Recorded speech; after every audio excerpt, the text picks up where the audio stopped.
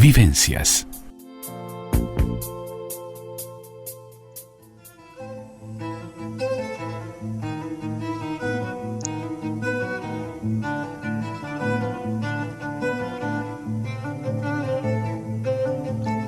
Mano a mano y sin diván.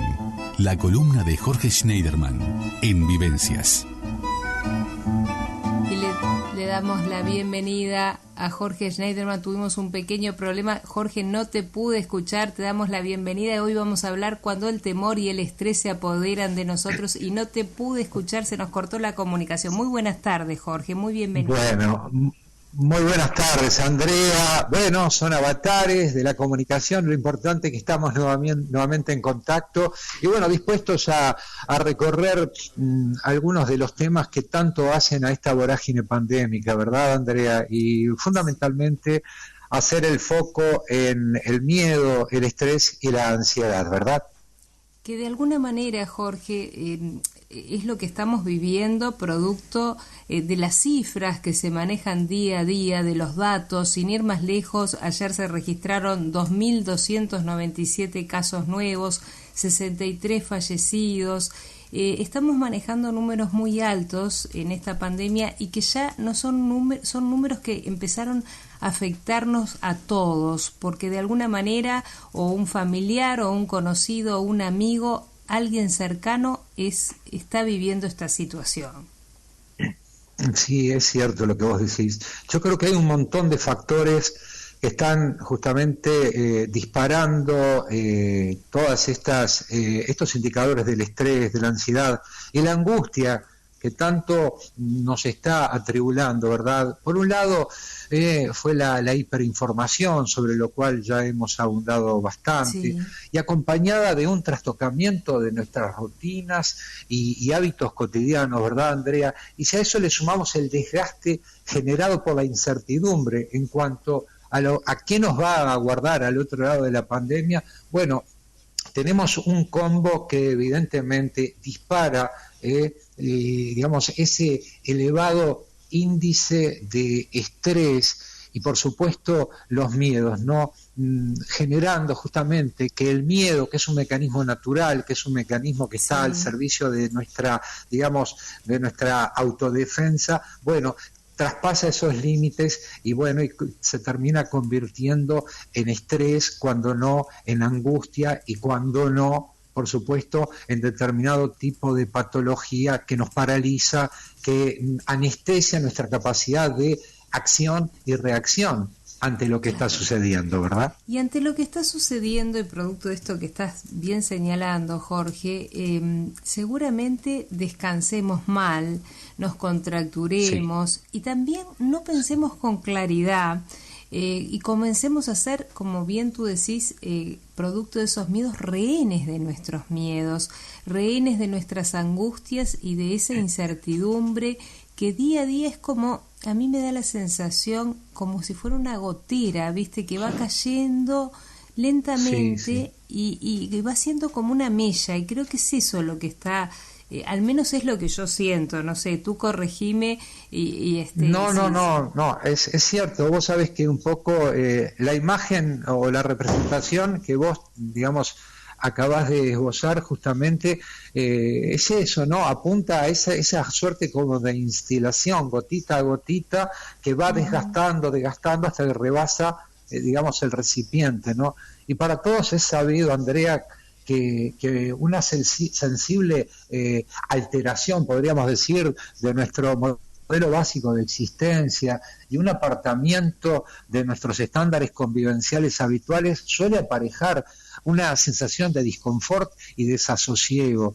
Y bueno, obviamente el impacto que ello generará dependerá de cuán preparados estemos para asumir cambios y en qué medida hemos fortalecido nuestra capacidad de respuesta ante los estresores. El miedo es como decíamos, es una respuesta emocional primaria, ¿no? Que nos permite enfrentarnos a situaciones en las que, bueno, corremos peligro y casi podríamos decir, o podríamos definirlo como una herramienta básica al servicio de la autopreservación. Ahora, el estrés, por su parte, Andrea, proviene del afuera, ¿no? Y se haya vinculado básicamente a una vivencia de indefensión ante la cual sentimos que no habremos de alcanzar la capacidad de respuesta necesaria para resolver ciertas situaciones. Es algo así como un yo con esto no voy a poder, y es como una suerte de agotamiento, ¿verdad? Vos mencionabas muy detalladamente cuáles han sido los indicadores, ¿no?, en cuanto a fallecimientos, en cuanto a contagios, también el nivel de saturación de los CTI. Todo eso hace que nosotros perdamos el control sobre nuestras emociones, ¿verdad? Y ello dispara los niveles de cortisol, que es la hormona del estrés, la cual en situaciones de riesgo, bueno, nos ayuda, nos prepara, pero cuando traspasa ese nivel necesario, bueno, se vuelve en nuestra contra, con todos los efectos, obviamente, que ello acarrea, ¿verdad? Claro. Jorge, además de todo esto, ya venimos de un año de encierro, de retraernos, y te voy a contar algo que me sucedió a mí y que capaz que a muchos de los oyentes también les pudo haber sucedido. Hace pocos días, recibí la segunda dosis de la vacuna contra el COVID, y tuve que ir al Antel Arenas, pero yo no te puedo decir la cantidad de gente con las medidas protocolares, por supuesto, pero me entró, o sea, estaba deseando irme porque en toda la pandemia no vi tanta gente y me faltaba el oxígeno, me sentí mal, pero no por la vacuna, de ver tanta gente aglomerada, porque antes esa sensación yo creo que no la teníamos, pero ahora que estamos aislados, que nos cuidamos, cuando vemos una aglomeración o un aglomeramiento así de gente, ya entramos un desasosiego, porque uno ya está como con ese mismo temor de que no querés estar donde hay mucha gente, y no te puedo decir lo que fue para mí ver aquella cantidad de gente. Era impresionante, y digo, bueno, esto es la mella de lo que decimos, ¿no? de lo que está haciendo la pandemia en cada uno. Quizás sea una apreciación personal, pero creo que sirve para lo que estamos hablando. Bueno, mira, te cuento, Andrea, que yo tuve la mismísima experiencia porque también me tocó ir a vacunarme la primera dosis al Antel Arena.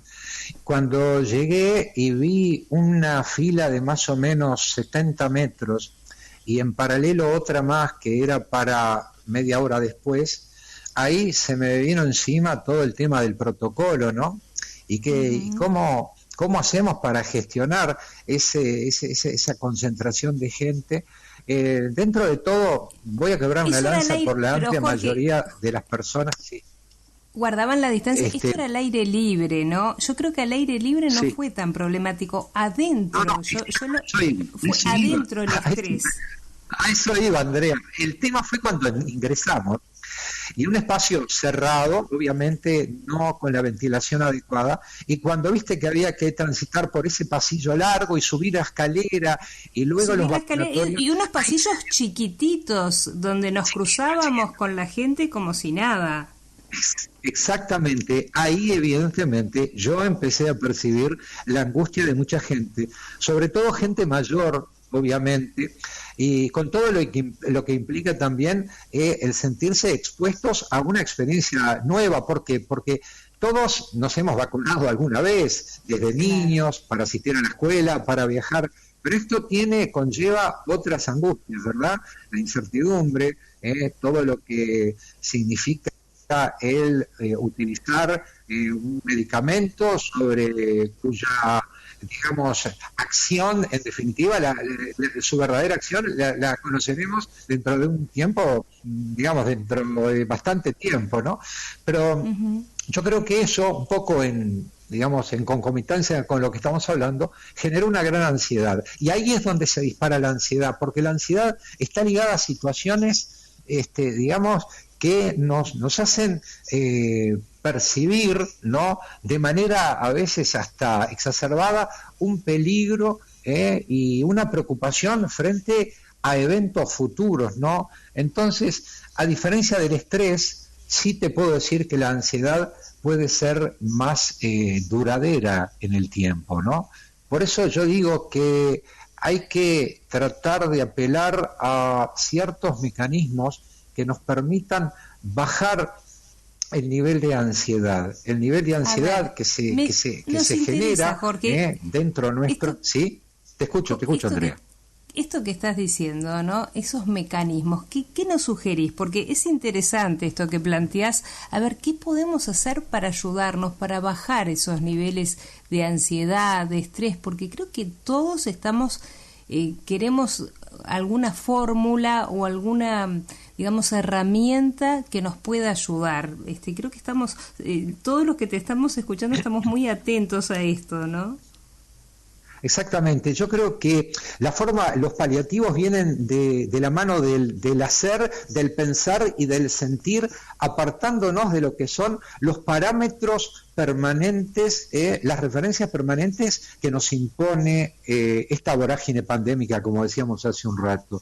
O sea, estamos atrapados, hablando de burbujas, estamos atrapados dentro de una burbuja donde la hipercirculación de información, el mal manejo muchas veces de los guarismos, porque a veces no se trata de manejar mal, digamos, determinadas cifras, sino no tener en cuenta el impacto que puede generar en ciertos núcleos de la población.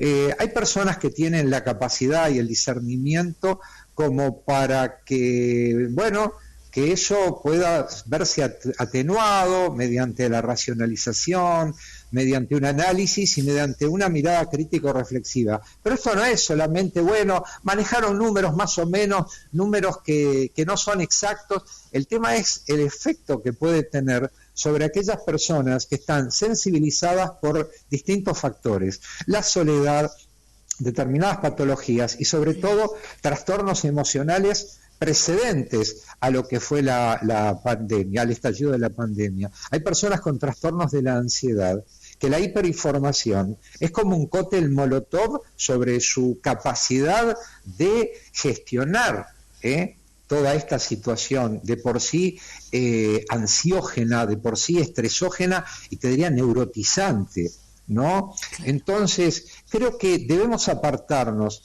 El hecho de, como decíamos hace muchos meses, la importancia de establecer dentro del cambio hacia esta nueva normalidad, establecer rutinas que nos permitan compensar esos faltantes que se dan desde el punto de vista laboral, desde el punto de vista recreativo, desde el punto de vista social, y tratar de generar espacios de interés, núcleos de interés que nos aparten radicalmente de la realidad, porque la realidad obviamente tenemos que percibirla, pero no dejando que permee permanentemente ese bombardeo de información. Hay muchísimas formas hoy por hoy, tecnología mediante, de generar espacios de apartamiento de lo que son esos estresores cotidianos. Algunos ya están instalados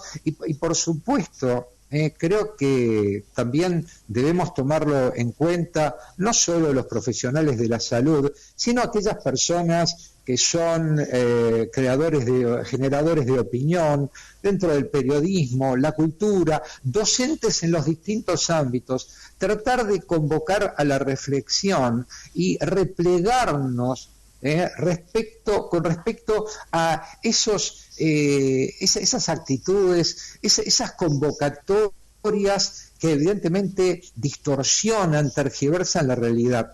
Yo estaba analizando un poco todo esto del negacionismo, sobre lo cual también hemos abundado, sobre esas personas que descalifican, que politizan o que generan brechas de tinte estrictamente político. Yo creo que acá debemos darle a las cosas la seriedad que corresponde y basta de cháchara, de ruido mediático.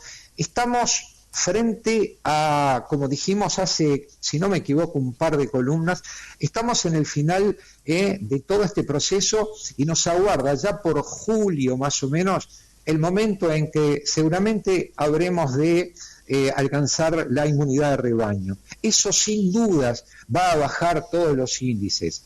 No obstante, es claro, y a veces la gente dice, bueno, no hay que ser excesivamente optimista. No soy excesivamente optimista, entiendo sí que va a haber un acotamiento de todos estos índices, y sé también que después, al otro lado de la pandemia, va a haber mucho para surcir, mucho para resolver. Pero la mejor manera de transitar por este tiempo, por estos próximos 3-4 meses, es simplemente bajar los decibeles, el ruido informativo, limitarnos, y en esto uno humildemente convoca a todos los medios, no a disparar debates que no puedan ser evidentemente asimilables, ¿no?, asumidos por las personas. Tratar de dar la información necesaria como para que los mecanismos que se accionen sean precisamente los de la prevención, los del cuidado, y bueno, y promover, en lugar de tanto espacio destinado al tremendismo pandémico, por ahí espacios que aparten a la gente de todas esas sensaciones, porque, insisto, miedo, estrés, ansiedad, son factores que, si tomamos las medidas necesarias, los podemos ir controlando. Y fundamentalmente es generar un entorno continentador, no que trastoque la realidad, no que maquille la realidad, simplemente que nos permita asumir el tiempo difícil que nos toca vivir, apelando a las herramientas más indicadas, que son la mesura, la ponderación y el buen criterio, Andrea. Bueno, creo que con esos tres calificativos y virtudes que podemos aplicar en el día a día, podemos de alguna manera ir haciendo los deberes, como te digo, Jorge, semana a semana, porque de eso se trata, de reflexionar contigo y de ver qué podemos cambiar en nuestra vida, en nuestros hábitos, para mejorar.